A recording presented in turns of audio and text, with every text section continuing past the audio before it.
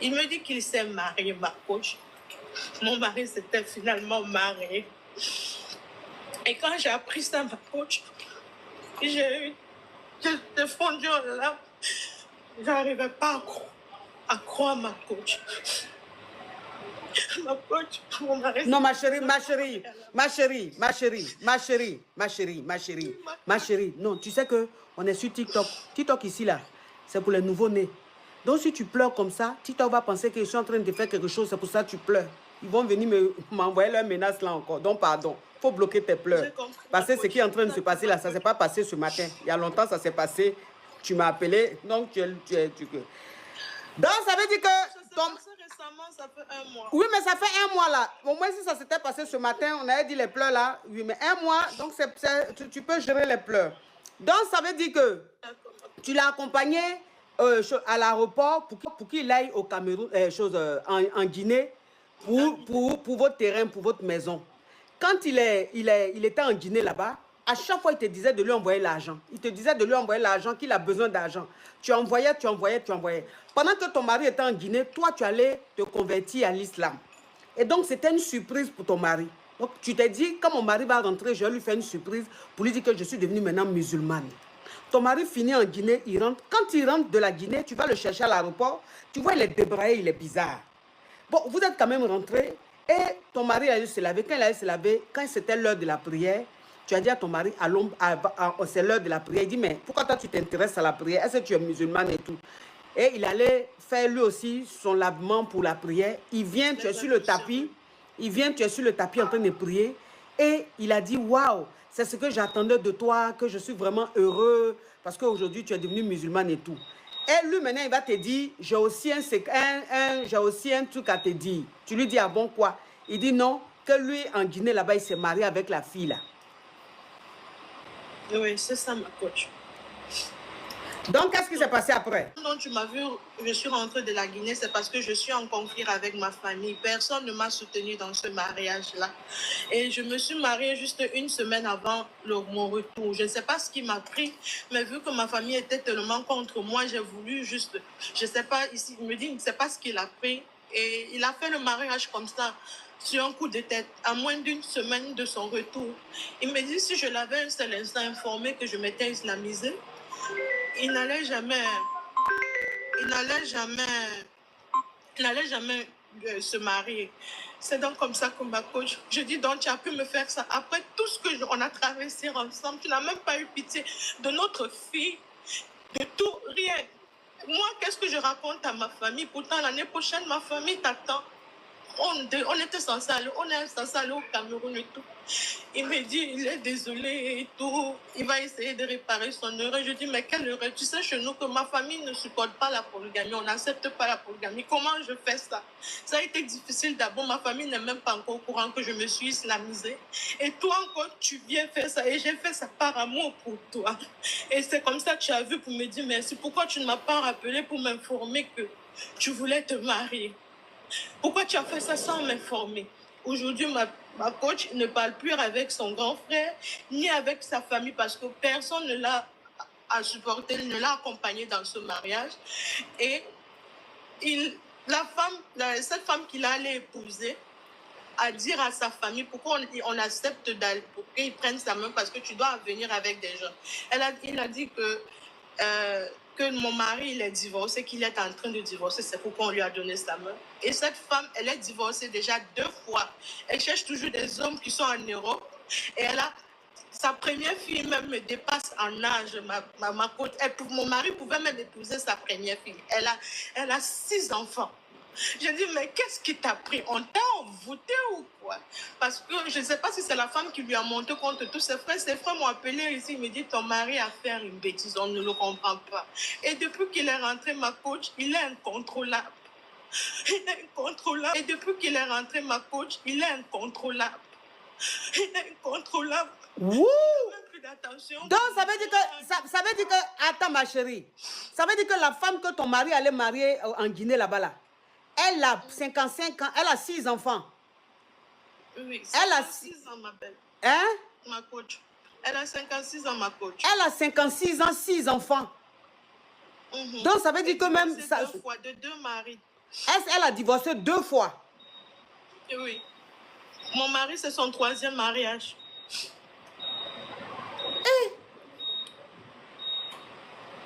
Mais ton mari, il a quel âge?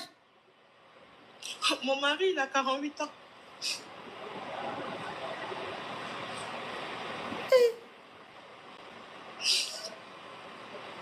Mais quand tu dis il est incontrôlable, qu'est-ce que tu veux dire par là? Depuis qu'il est rentré, ma coach, mon mari n'a plus l'attention pour moi. J'ai passé mon temps à pleurer, je lui parle même. Non, tout son temps, c'est au téléphone avec la dame. Il n'a que Dieu pour elle. Il est capable de passer même 30 minutes, 1 2 heures de temps au téléphone avec elle. Il ne se fatigue pas. Il est devenu encore tellement romantique avec la dame. Mais moi, c'est comme si je n'existe pas. Et quand je me plains ou je me fâche, il me dit, oh, je suis tout le temps en train de me plaindre, en train de me plaindre. Je lui dis, mais qu'est-ce qui t'arrive? Il me dit rien. Et tout, je lui dis, moi, j'aurais pu entendre que tu t'es mariée avec une jeune fille. Une jeune fille, mais 55 ans. 6 enfants. Elle a divorcé 2 fois. Je n'ai que 30 ans. Je n'ai pas connu d'autres hommes à part lui. Depuis que je suis arrivée en Europe, on s'est rencontrés. Parce que moi, ma coach, je ne suis pas venue en Europe par voie normale. J'ai pris la mer. Moi, j'ai pris la mer avant de venir ici, ma coach. J'ai trouvé mon mari était dans les difficultés parce que lui-même, il était d'abord divorcé de sa première femme parce que sa femme l'avait trompé. Mais moi, j'ai dit, moi, je ne veux pas. Il m'a supplié tellement, il était bien avec moi, ma belle. On a fait des choses ensemble, je l'ai soutenu, j'ai tout. C'est comme mon mari a aujourd'hui. On a travaillé son HEC, c'est en grande partie grâce à moi.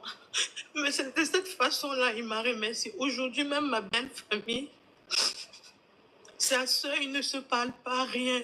Il est incontrôlable. La femme, tout le temps, envoie de l'argent. J'étais obligée d'aller bloquer nos comptes parce que ils sont de l'argent n'importe comment. Il fait ce qu'il veut. Il s'en fout de moi chaque fois que je parle. Si mon mari m'approche, c'est seulement quand il veut peut-être faire l'amour avec moi ou et tout. Et moi, je lui dis... Faut dire gré, ma chérie, on est sur TikTok ici, les nouveaux-nés. Faut dire gré. Quand il veut me graisser, c'est seulement là qu'il devient doux et tout. En dehors de ça, je ne sais plus quoi faire, ma coach. Tous les jours, je pleure, j'ai mal. En même temps, j'ai envie de partir. En même temps, ma fille est tellement attachée à son père que je ne sais même plus quoi faire. Et quand je lui ai dit que je veux partir, il m'a supplié de rester. Un temps, ma coach, il est normal. Après quelques temps, non. Il peut te demander pardon jusqu'à ce que tu aies pitié de lui. Mais dès qu'il te demande pardon, là, après quelques temps, ça passe, ma belle. C'est comme si son pardon ne dure jamais une journée. Il devient doux pour une journée et après, c'est fini. Tout le temps, c'est avec la dame au téléphone. Jusqu'à minuit, 1, 2 heures, même s'il va travailler très tôt le matin. Ma coach, il s'en fout de moi. Quand je me plains trop, il sort, il préfère aller parler dehors avec elle parce que je lui ai dit, je ne veux plus que tu parles avec cette femme chez moi. La Guinéenne, là, t'a dit ça? Oui. La Guinéenne, là, t'a dit, je t'avais dit que tu allais pleurer. Oui. Ouais. Quand je dis même à mon mari que la dame m'appelle, elle me menace, non, il préfère la croire que de me croire moi. Que de me croire, il la croit plus que moi. Une femme qu'il a connue à peine 6 mois, mais il croit à la dame plus que moi. 6 mois de relation, déjà, il allait la marier. Abedo, thank you so much. You are beautiful, beautiful, thank you. 6 mois de relation, déjà, il allait marier la femme là. Ma coach, mon cœur saigne, j'ai mal, je ne sais plus quoi faire. Je ne sais plus quoi faire, je suis fatiguée de lutter. Pourtant, j'ai investi sur mon mari. Je me dis qu'avec lui, on peut faire des grands projets. Mais comment maintenant je veux continuer à investir en Guinée quand je sais qu'il a marié cette femme? Et son grand frère m'a dit, tant qu'il ne divorce pas de cette femme-là, qu'il oublie sa famille. Et la femme le montre tout le temps contre sa propre famille. Aujourd'hui, même s'il descend en Guinée, il ne peut même plus rentrer dans la conception familiale. Il ne parle avec personne. Avec personne, seulement avec cette dame-là. Et ses frères, ses amis qui l'ont soutenu d'aller épouser cette femme. Et depuis qu'il est rentré sur la France, il ne veut même pas que les gens sachent qu'il s'est marié. Je dis, mais pourquoi tu ne veux pas? Si tu es content de ton mariage, pourquoi tu ne veux pas? Il dit parce que c'est sa vie privée. Parce que tout le monde qui nous connaît en France, ma coach, connaît comment on a souffert ensemble. Parce qu'il sait que les gens vont lui faire des reproches et tout. Ma coach. Mais ton mari, ma chérie, ma caviar, mais ton mari a été bassé. Ton mari a été bassé par cette femme. Ton mari a été bassé par cette femme. Pourquoi un monsieur qui a sa femme ici, qui a sa femme en France ici, sa femme a 30 ans, il va aller prendre une femme qui a divorcé 2 fois, 6 enfants, qui a 55 ans. Pourquoi? Si ce n'est pas une basse là, pourquoi? Pourquoi même un homme même va faire ça? Si c'est pas parce que l'homme a été envoûté. Mais ton mari a été bassé, ma chérie. Ton mari a été bassé. Et depuis qu'il est rentré de la Guinée, il est incontrôlable. Ça veut dire qu'il y a des fois, il se comporte bien. Et quand basse là, elle met encore, il ne veut même plus te sentir. C'est basse. Ça, c'est basse. C'est basse. Ça, c'est basse. Ça, là, il n'y a rien à faire, c'est basse. La femme guinéenne l'a bassé, le monsieur, là. Donc, ma chérie, parce que si au moins sa famille n'était pas en conflit avec lui, on allait dire, ceux-là, même, ils sont dans le coup. Mais de toute façon, même ses parents même ne lui parlent plus, là. Parce qu'il allait... Parce qu'en Guinée, là-bas, c'est quelle famille qui va accepter que toi, tu es marié et puis tu vas marier une deuxième femme qui a divorcé 2 fois, qui a 55 ans, plus âgée que toi, qui a 6 enfants. Pourquoi? Même si la polygamie est acceptée en Guinée, mais il y a des règles quand même.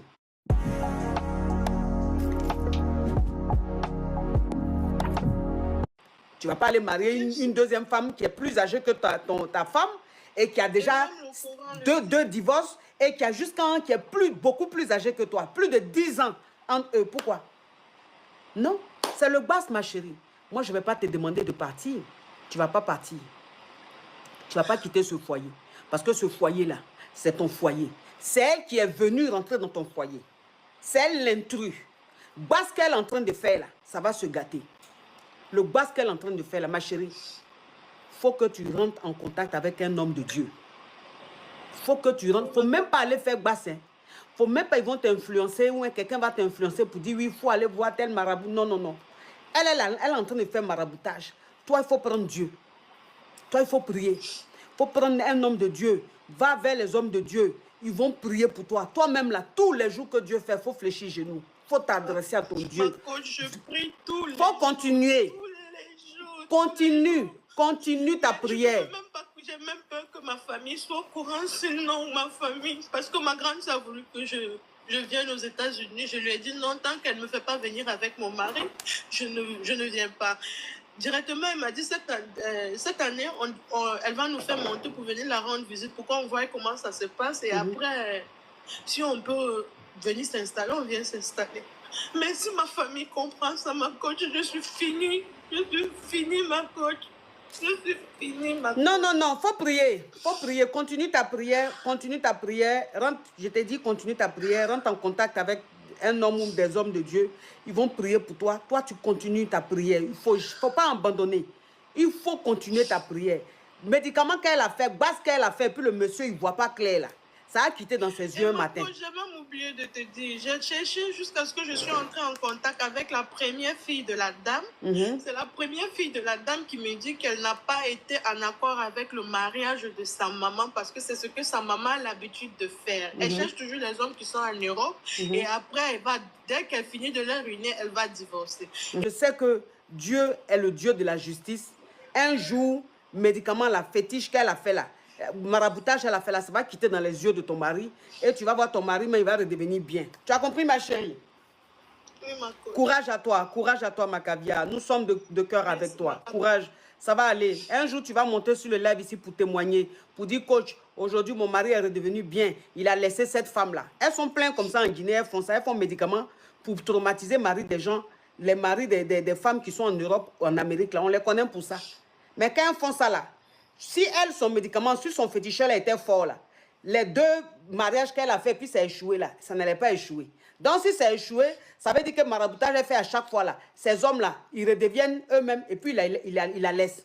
Donc ça va être un 3e mariage qui va échouer. Elle va passer son temps à échouer dans le mariage parce que son amour n'est pas vrai. Son amour n'est pas sincère. C'est téléguidé, c'est diabolique. Tu as compris, ma chérie? J'ai compris, ma coach. Courage à toi, ma caviar.